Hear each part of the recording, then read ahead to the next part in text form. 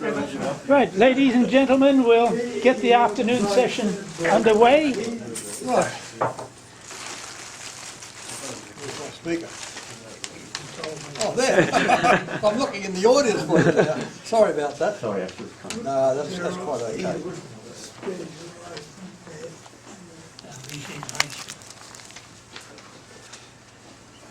Well, everyone knows John Kennedy. If not personally, they certainly know the name. The name. John's our next speaker. He's interesting career. I was learning a bit about John. I didn't realise he did a doctorate degree in English and other things like that, and he's a retired teacher at university. And he's a collector of things relating to Britain or Irish coins, which I think many of us start that way, particularly in English. You know, he's obviously quite knowledgeable on that because he's been doing this for a number of years now, over 20 years. You sort of picked up the hobby again as you got into middle age, didn't you, really? Pretty much middle age. And I think that happens to a lot of people. But there are only fools like me that start when you're about 10 and keep doing it for the next 75 years. I think you wonder why you're doing these things. And I'll hand it over to you. Thanks very much. Thank you very much, Colin. Yes, I don't think I get to 75 years. Well, the year 1922, exactly 100 years ago, was a very significant one for Ireland. Following what in Ireland is regarded as the War of Independence, lasting some 6 years, in January 1922, a provisional government took control of the 26 counties of Ireland that were leaving the United Kingdom. A separate jurisdiction for Northern Ireland, which was staying in the United Kingdom, had been set up the previous year. After elections, the provisional government would be replaced by the Irish Free State, Saoirseat Éireann, in December 1922. The new state faced gigantic challenges, including a civil war very quickly, but it wasted no time on the philatelic front. British postage stamps overprinted Provisional Government of Ireland in Irish Gaelic started to appear in February 1922, and by the end of the year stamps overprinted Saoirseat Éireann, Irish Free State, and even the first distinctively, Irish stamps started to appear. They came towards the end of 1922, beginning of 1923. Things moved far more slowly on the numismatic front, however. The 1922 coins, next please, that circulated in Ireland, north and south in the 1920s, were those of Great Britain. Those are the 1922 coins, I think.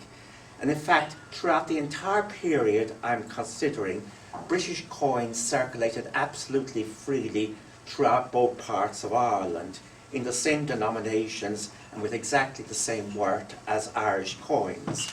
This applied to the coins of Queen Elizabeth II next, even though in 1937 the British threepence was quite distinct from the Irish threepence in size, shape and metal. In Northern Ireland, of course part of the United Kingdom, British coins were the sole official currency, though Irish coins did also circulate. I will focus today on distinctively Irish coins, but it is useful to remember that in a sense they were always only half the story. It was not until 1926 that the Free State government set about creating a distinctive Irish currency. An inevitable committee was set up under the chairmanship of the poet and Irish Senator William Butler Yeats. The committee arranged a competition limited to invited designers, Irish and foreign. The participants were briefed to have a harp on the obverse of all the coins, the harp, as you probably know, being on virtually all Irish coins issued from the reign of Henry VIII onwards. After much discussion, it was decided that the reverses of the 8 coins, matching in value those of Britain, should portray the animals of the Irish countryside. Yeats arranged for the participants to be sent copies of Greek coins, pictures of Greek coins, with a view to using them as models. 7 participants submitted designs by the competition's closing date, and for the obverse and all the reverses, the designs of a 32-year-old Yorkshireman, Percy Metcalfe, were judged by the committee to be, quote, incomparably superior. Metcalfe, as you probably know, went on to design quite a few coins, including the obverse of the Melbourne centenary florin. Nevertheless, there was considerable reworking of the original designs. Next, please. These are some of the original designs by Metcalfe before the final versions were issued on the 12th of December 1928. The Irish Department of Agriculture got in on the act and required changes to some of the designs, particularly the pig and the pig on the halfpenny and the bull, which is not shown there on the shilling.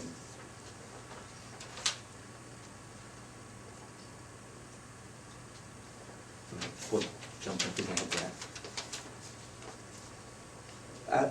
The coins that were issued, these are the next please, the coins that were issued for circulation on the 12th of December 1928. All were minted by the Royal Mint in Britain, as would be the case for virtually all Irish coins, with only one minor exception to which I shall return.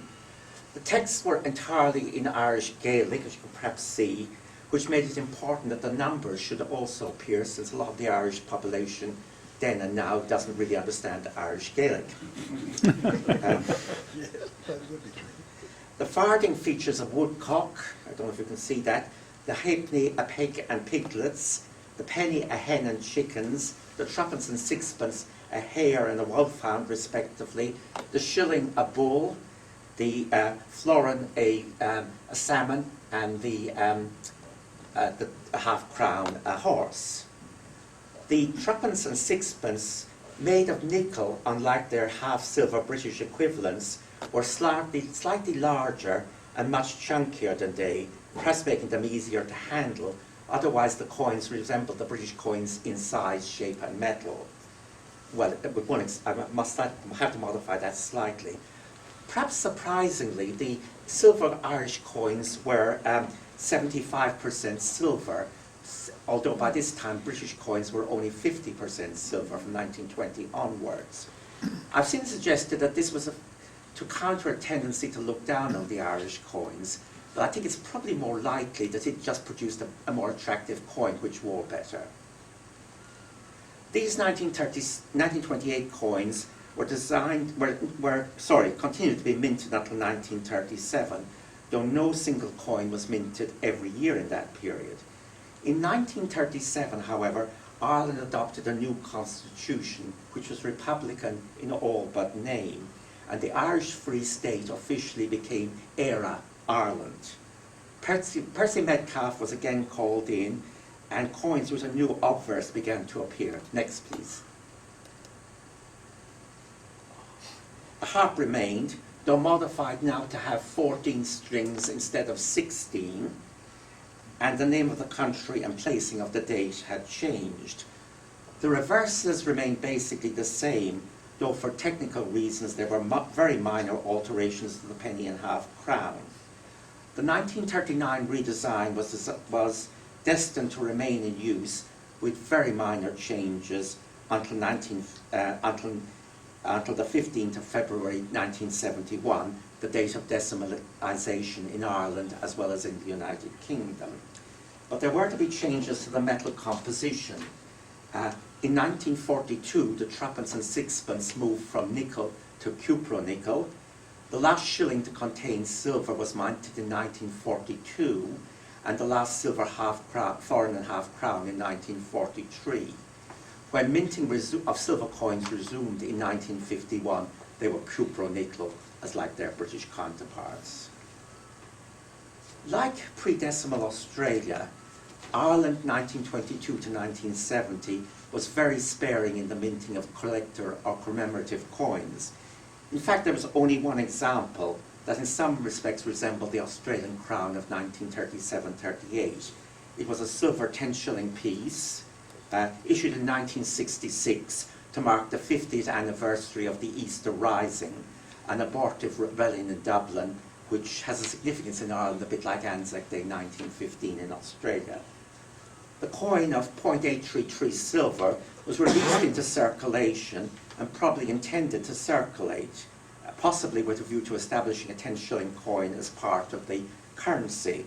It portrays the leader of the 1916 rebellion, Padraig Pearse, on one side, and the ancient Irish legendary figure Cuchulainn on the other.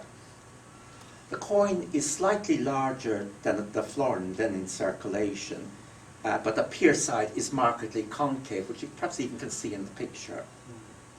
People kept it as a souvenir, but it was unpopular as a circulating coin, and the government in due course denied that it had ever intended to circulate. Probably not. It was probably a bit of a fib. Interestingly, the Royal Mint in London, which had minted the coin, thought its possibilities were worth exploring. And there even is a trial piece showing Cuchulainn on one side and Queen Elizabeth II on the other. Now, during the World War II, the emergency, as it's called in Ireland, Ireland was neutral, and soldiers from belligerent countries who found themselves in Ireland were likely to incarceration at a camp a little way from Dublin, at a place called the Curragh. Tokens in the value of 1 penny, 6pence, a shilling and a florin in brass or white metal were produced in 1940 for the camps. Next, please. These, of course, were not Royal Mint productions, and the uniface pieces could hardly have been much more basic. I don't know much about these, to be honest. I don't know if anybody else does. I think they circulated for only a very brief period, because very quickly, very generous parole conditions were given to servicemen who were allowed to pretty freely interact with the local community and were actually supplied with Irish currency and British currency by their respective governments. These tokens aside, all the coins I have been discussing, at least in circulating condition, are readily available.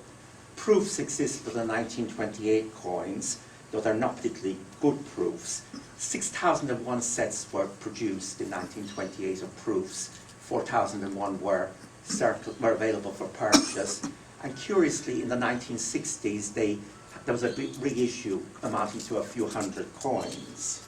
These are obtainable at a relatively modest price, and the 1966 10-shilling piece is readily available as a proof coin. In fact, the proof coin will probably not cost you much more than the normal version. Otherwise, proofs of Irish coins of this period are virtually unobtainable, and in some cases there's only one known exemplar. As in Australia, great-granddad's foresight in preserving in optimal condition examples of the earliest silver coins will, with the possible exception of the 1928 coins, mean that you have a coin worth a few $100s, perhaps even a few $1,000s in a few cases. You will search in vain for any Irish coins dated 1938. There are only 3 pieces known, 2 pennies and a half-crown, and they're firmly in museum hands. 3 Irish coins intentionally released to the public have mintage of under 100,000 pieces. The 1937 half-crown, 40,000 pieces minted, will set you back a few $100s even in very good condition. The 1939 threepence, 64,000 minted, also carries a premium. The third coin, the 1966 farthing, 96,000 copies minted, or examples minted, which is the world's last farthing, was purely a coin for collectors, and you'll be able to get an example if you're interested for a few dollars. I used the word intentionally released just now. This brings us to coins that, as it were, escaped into circulation. The pièce de résistance among these is the 1943 florin. In 1943, the Royal Mint produced an apparently normal number of silver florins dated 1943 and shipped them to Dublin, where they sat in the vaults of the central bank until 1951. In 1951, a new copper nickel florin was issued, and somehow 1,000, it is estimated, coins of the silver 1943 escaped into circulation. They were meant to be sent to London to be melted down, of course. The Krauss catalogue suggests that only 35 examples of this coin now exist. I suspect that's a bit on the low side. However, it is a valuable coin. If you sold your 1930 Australian penny, you probably couldn't finance the purchase of a 1943 Irish florin of the same standard. Almost needless to say, it would be a very bad idea to buy one from a guy you met in a pub who had found it in Grandma's attic. There are very good forgeries existing, I understand. Standing in relation to the Australian 1923 halfpenny is the 1943 Irish half crown. This isn't nearly as rare. They think about 7,000 to 8,000 of them escaped into circulation. Again, though, it's a coin that you won't pick up for a song unless you're very, very lucky. There is one mule. Next, please. Here we have the obverse of two half crowns dated 1961. They are identical. But here are the reverses of the same coins. I hope this will show it clearly. Excellent. Do you get it? Sorry, next one of them? Yes, please. Okay. The reverse of the same coins, it probably doesn't show up here, and you really need a very good, probably an almost uncirculated example for it to come up. Basically what happened is the coin, the one on the left is the normal coin of after 1937. The one on the right is the pre-1937 reverse. Somehow a mule was created. The differences are admittedly slight, and nobody drew the attention of the numismatic world to them until 1968, so uncirculated examples are pretty rare. But there are a few differences. The one that's probably clearest is the positioning of Percy Metcalfe's initials. On the later coin, they're more under the hoof of the horse, and they're slightly smaller. There are a few other differences. And, in a good example, the number of hairs in the horse's tail is another telltale giveaway. But you really need a probably uncirculated example to show that, which I don't own, unfortunately. The mule is not an expensive coin, at least in the normal uncirculated condition. The Token Publishing Coin Yearbook 2022 suggests a price of £2 for the normal coin and £30 for the mule. An uncirculated example will set you back several £100s. As already mentioned, Ireland formally went decimal on the 15th of February 1971, the same day as Britain. And like Britain, it introduced some decimal coins prior to the actual decimal date. Next, please. Oh, sorry, that's just an example to show you what you're looking for, the placing of the initials under the hoof of the horse. Next, please. What you see here is some of the new coins using the same, using some of the same designs for the coins that were of equivalent value. The 5p which matched the shilling kept the bull. The 10p which matched the florin kept the salmon, and they introduced the farthing design of the woodcock for the 50p, because farthings by then were obsolete in Ireland. They hadn't really circulated much since the 1940s. Next, please.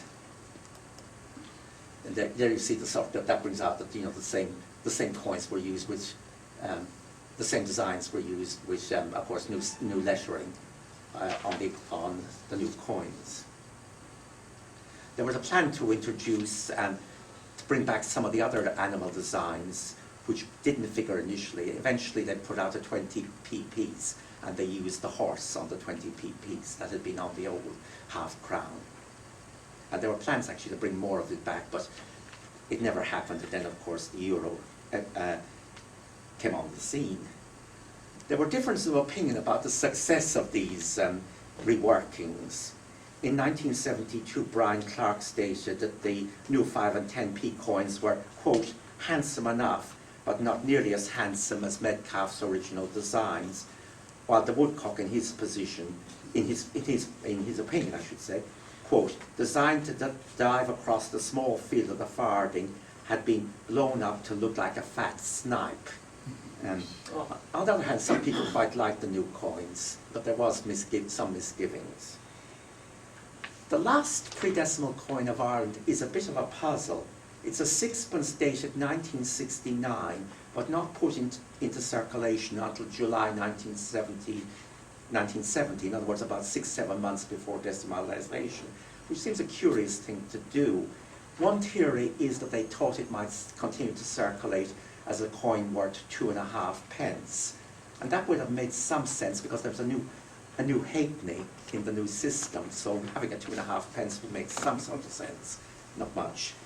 In fact, this didn't happen, and they demonetised it in the course of 1971.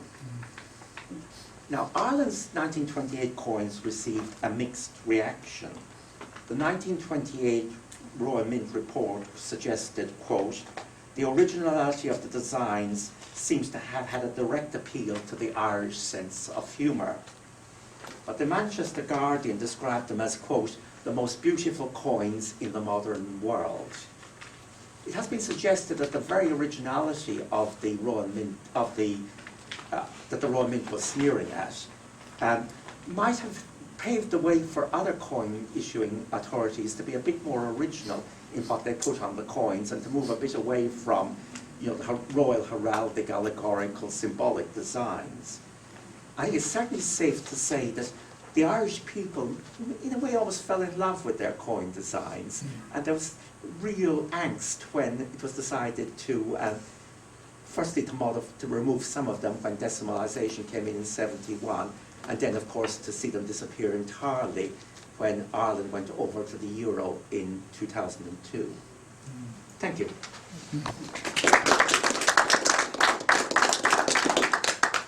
I have a strong affinity with Irish coins in one sense that many years ago, a gentleman I know, he's still alive, he lived near me, and I sold his, catalogued his collection for Jim Noble, and it included the 1938 penny. Really? He got about 18,000 at that time. Does anyone remember that? The 1938 Irish penny being sold? Anyhow, it was a man called John Jackson, and it was a quite an exceptional piece, and we believed at that time it was the only one available. And that still is, but you said that they were all in the I read that there museum. were 2 of them. Yeah, well, maybe one's in the museum, maybe the other one's still circulating. But I imagine it cost you a pretty penny today. It was sold probably 20 years ago. That's interesting. The other interesting thing is that you showed the first stamps of Ireland with the overprints. But you're probably all aware that I have some of these stamp sets of Ireland that were pattern stamps that were produced, the designs which were submitted to instead of as a replacement for the overprints.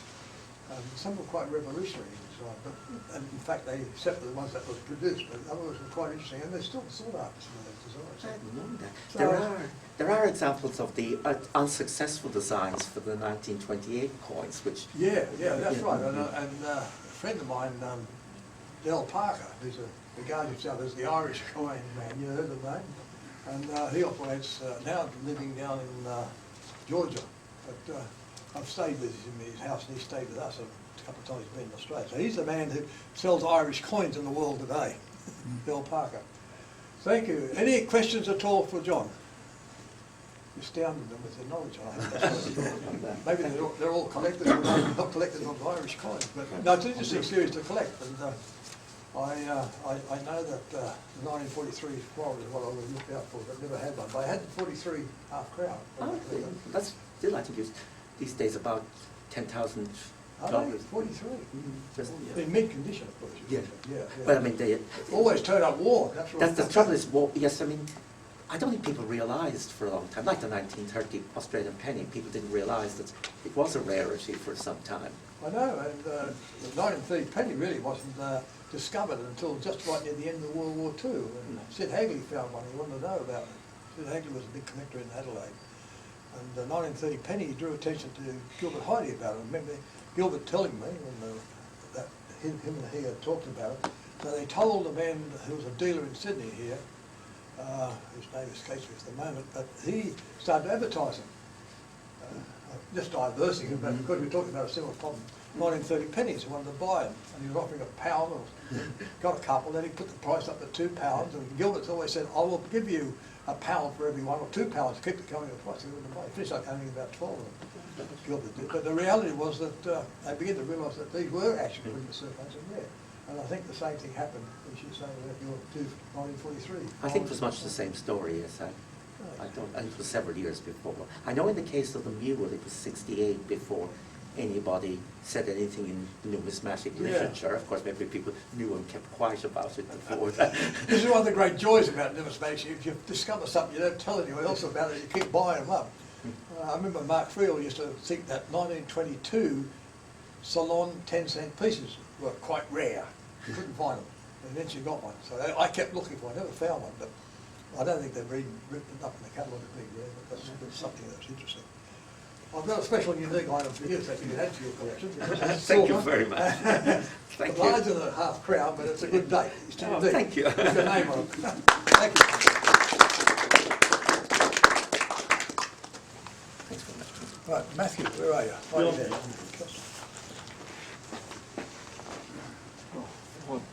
It doesn't like the coins here. Yeah, there it is there. In case it doesn't work, I have got coins here. Yeah, what type of display is it? It's the Queen Elizabeth. There's only one on there, so it shouldn't. Oh, I see. It shouldn't be anything else. Only got the Now, fingers there. introducing Matthew Lloyd. Matthew? Matthew, look, you just dropped something. Oh, that's right. Sorry. I remember Matthew as a young boy coming with his mother to the society meetings. He'd gotten grey and lost a little bit of hair. But what happens, of course, we grow into the hobby, and I think that's what Matthew's done. He's become quite active. He's our secretary of the society and become an important role member of the society. Matthew's going to talk about the many faces of Queen Victoria. Queen Elizabeth. Queen Elizabeth. Many faces. The portrait of Queen Elizabeth II, whom we've been obviously celebrating in the last few days on her 70th anniversary. So Matthew's going to tell us all about it, and there's a picture of her there, a recent one. Well, it's actually 1953 to present, so... You're on the plough. Okay. It covers... Okay, this paper is to talk about the portraits of Queen Elizabeth II on Australian coins. The paper is about the 6 portraits of the Queen since the coronation. Compared to the United Kingdom, they've only had 5 different portraits. Australia's actually had 6. As we'll go, we'll show you that. As you probably would have known, she is the longest reigning monarch in the history of Britain and has now ruled for 70 years, or just over 70 years.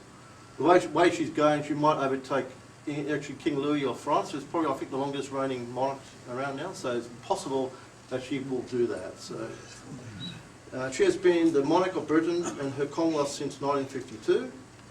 She's the first reigning monarch to visit Australia. She first visited Australia in 1954, so maybe some of you might have been young enough to remember that. You all probably would have been young fellas then, probably, or maybe not around then, I don't know. Or ladies, sorry, as well. Where was I? Okay. Right, where was I? Sorry, I just lost my place. Oh, here we go. Yeah, she visited Australia. Sorry about this. Yeah, she first visited Australia in 1954 and she became Queen on the 6th of February 1952 and crowned on the 2nd of June 1953. She was actually born on the 21st of April, but we hadn't celebrated her birthday in June, and they also celebrate birthdays in different parts here too. So, yeah, it is different. The Queen has a number of different birthdays all over the place. So, yeah, I mean, it would be nice to do that, but yeah. Pity to get presents for each one. Yeah, that's true. In the 70 years, the portrait of the Queen has changed 6 times. The first image of the Queen appeared in 1953, when Australia was using pounds, shillings and pence, or better known as the pre-decimal period, and 5 in the decimal period, which started in 1966 on the 14th of February. In 1965, the Currency Act was brought into being, which states that the image of a reigning monarch is to appear on the obverse of all coins of the Commonwealth of Australia. An inclusion of an effigy of Her Majesty on the obverse of Australian coinage is mandated by Regulation 4C of the currency regulations made under the Currency Act of 1965. If we'll turn to our first slide. Yeah, that's the first one. Okay, that's it, yeah. The first portrait of the Queen is the one that was introduced in 1953. 1 year after she ascended to the throne and was on all the coins of Australia, was a portrait of the design by Mary Gillick, and was used until 1965 in the halfpenny, the penny and the threepence, and until 1963 on the sixpence, shilling and the 2 shillings. Mary Gillick was a sculptor. The Queen is 26 years old when she ascended the throne. Mary Gillick won a contest that was conducted by the Royal Mint Advisory Board. This design was her first work to appear on a coin. She beat 16 others. The Queen is shown uncrowned and shows her as a young lady of 27, the age she was when she was coronated. The portrait shows a loriketed crown, which is tied with ribbons at the back of her head. The Queen's shoulders is bare in this portrait. So, actually, I know there is some that actually, other places that actually say you can actually see the shoulder straps of her in some things. I've heard that in some, I'm not sure it's Australia, but I know some other countries have that, yeah. In 1960, if you would turn to our next slide, in 1966, on the 14th of February, the first coins of the decimal era were introduced, and this was the first of the 5 portrait designs to appear on the decimal series. The designer was Arnold Machin, and the design lasted from 1966 to 1984. He's also appeared in a lot of English stamps you get. They will have his head, and a lot of people do collect, Arnold Machin's head of the Queen. It was designed in 1966 by Arnold Machin for the Royal Mint. His portrait of the Queen was also used in 1968 when Britain started the process of decimalisation in 1968. It portrays her about 38 years of age. The portrait is my favourite portrait of the Queen. She looks, I think that's a nice one of hers. It's quite a nice portrait. It's my favourite one. So I'm not sure which one is your favourite. Yeah. The portrait design of the Queen is wearing the girls of Great Britain and Ireland tiara. So the tiara you got is the girls of Great Britain and Ireland tiara. This tiara was a wedding present from her grandmother, Queen Mary, in 1947 when she got married to Prince Philip, who recently passed away. Her shoulders are not bare, but are draped with fabric. So you can see that she's actually got fabric on her shoulders there. Okay. The next image, if you turn to the next one, was introduced in 1985 and was designed by Raphael MacLoof, a sculptor. It was selected by the Royal Mint in 1982 from a group of 38. A revised model was made and it was accepted by the Queen to be used on coinage of the United Kingdom starting in 1985 and also starting in Australia in 1985. The design was also adopted by Australia. They did not need to use the same design, but Australia chose to. So it's going to follow Britain. Some other countries like Hong Kong have used different designs of some of their currency, but Australia's going to follow their mother country and use the same heads right through with Queen Elizabeth. The portrait shows the Queen wearing the King George IV diadem, which is the one you see on the head there. This diadem is worn by the Queen for the annual state opening of Parliament, so every time that she has opened Parliament while she has been able, she wears that tiara. And it was actually goes back to King George IV, so it goes back quite a way. This diadem is worn by the Queen for the annual state opening of Parliament. Her portrait also has her wearing earrings and a necklace. So this is one of the few ones you actually see her wearing earrings and actually a necklace as well. This design was used from the 1st of January 1985 until 1988, when it was replaced by the portrait of the Queen designed by Ian Rank Broadley. Okay, well, actually, before, I'll keep going. Okay, I'll read it. This portrait was chosen from various designers and engravers who submitted their work for selection by an invitation they received in 1996. It was also used on some of the collector coins of 1998, but it was not widely used until 1999. And I think we've got the wrong image up. No, it's all right. I'm coming to that. It's all good. Yeah. This portrait shows the girls of Great Britain and Ireland tiara. It shows a mature photo of the Queen. She also is wearing the Queen Mary button stud pearl earrings. The 5th image was Vladimir Godward. He was a member of the Royal Australian Mint Design and Engraving Section. This portrait was one of 3 submitted to the Queen to approve. The design of Ian Rank Broadley was chosen instead. This design was approved for the Royal Visit of 2000, so this was used in 2000. He became the first Australian since the designer, Sir Edward B. McKenna, who had an observed portrait designed to appear on coins. Sir Edward B. McKenna had designed the portrait of her grandfather, King George V, that appeared on coins in Australia of 1911 to 1936. This portrait shows her wearing the Girls of Great Britain tiara and the King Faisal of Saudi Arabia necklace. So you can sort of see the necklace was actually given to her by the King of Saudi Arabia. The sixth design, which, if you go to the next one, which is the one that we've probably all recognised, too, is was introduced of coins of Australia in 2019. This current portrait of the Queen depicted on coins was designed by, oh, hang on, what am I doing here? Oh, okay, sorry about that. I've got myself in order. It was, I'll go back to where it was. This design was actually introduced in 1998 and was used until 2019. It was used on all 5 cents to $2. The other one, the McClure one, was actually had all the coins from 1 cent to $2 on it, and the Mackin ones actually only had the $1 to $1 coins actually on there. Okay, so we actually, this one was actually designed, as I said, in 1988. I'm sorry, I don't know what happened to, I'm out of order here, I don't know what happened there, sorry about that. Portrait was used from various designers and engravers who submitted their work for selection by an invitation they had received in 1996. It was used on some of the collector coins of 1998, but was not widely used until 1999 and used until 2019. There's actually, there's a crossover between this portrait, and the current portrait, and I think the current portrait is actually worth more than this one, I think. This one I think is a lot more common of the two. Or was it the other way around? I'm not sure. It actually depicts the Queen as a 72-year-old, so she's showing a little, showing inside to show a little bit of her age. The other one, the fifth, the fourth one actually shows her as an older lady. She's about 74 there. Okay, so we can go on to our next one. The sixth design, which is the one that the current one, was first introduced in 2019 and used on all coins 5 cents to $2. It depicts the Queen as a 93-year-old. This one here is actually by Mr. Jody Clark. He's a Royal Mint designer. A competition was run by the Royal Mint Advisory Committee and has been used in the United Kingdom since 2015 on their coins. Jody Clark is the first Royal Mint engraver in 100 years to hold the honour of designing a coin design, especially of this.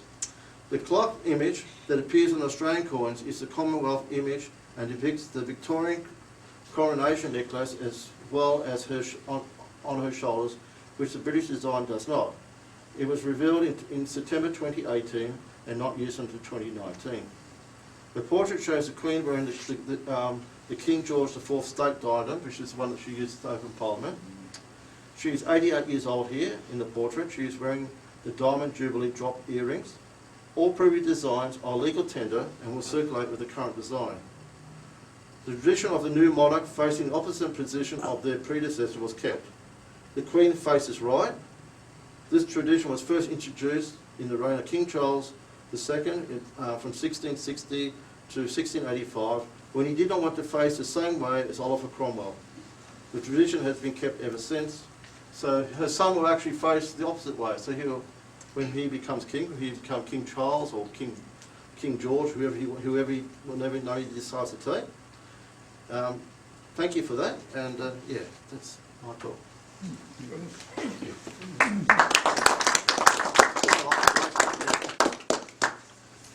Are there any questions? Yes. Could I ask, is the Macloof design in some way controversial? There's a British, probably you've heard of Richard Lobel, coin dealer, who always says the so-called Macloof. Yeah, there is a bit of controversy about that one, yeah. Yeah. Do you know what it is? I'm not sure what it is. I couldn't find anything about that, but I think it's the first one that actually shows her wearing a necklace and earrings. All the others don't basically do that, and I'm not sure if that's the reason or Yes, yeah. But it actually goes back to the old traditional where they actually showed the full, head of the Queen. Yeah. I thought he was an engraver at the Royal Australian Mint, wasn't he?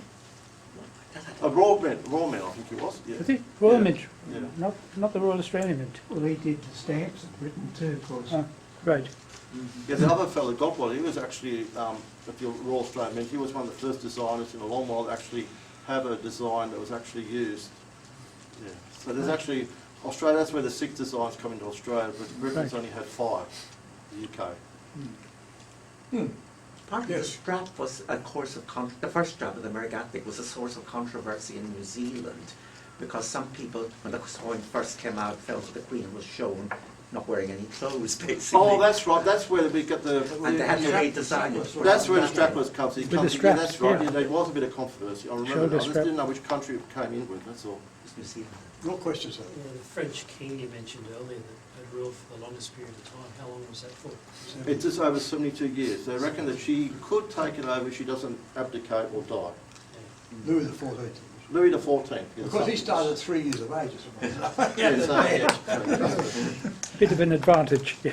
Louis had the fort. But she's overtaken, I think, King Buyupon of Thailand. I think she just recently took over his reign, and that's it. So she's, I think she's about second or third on the list now. If anyone ever puts the medals up for sale that we actually get, I'm sorry. I was just going to say, Louis had the advantage of coming to the throne at age 4. Oh, four. Oh, okay. Well, the Queen was 25, so it's a bit different. So you'd be aware of it, yeah. That's the advantage he had, yeah. Well, we'll know anyone who ever sells any of these medals they get presented with, will know who owned it and who's selling it, because their name's on it, as you can see. So, Matthew, you've got your name on here, you have the unique medal with you. Right, we're going to break now for Or 20 do we minutes. want to put Ian on now and have a break after? Have a break first, I've got to set up. We'll have a break. I need to talk to Ian.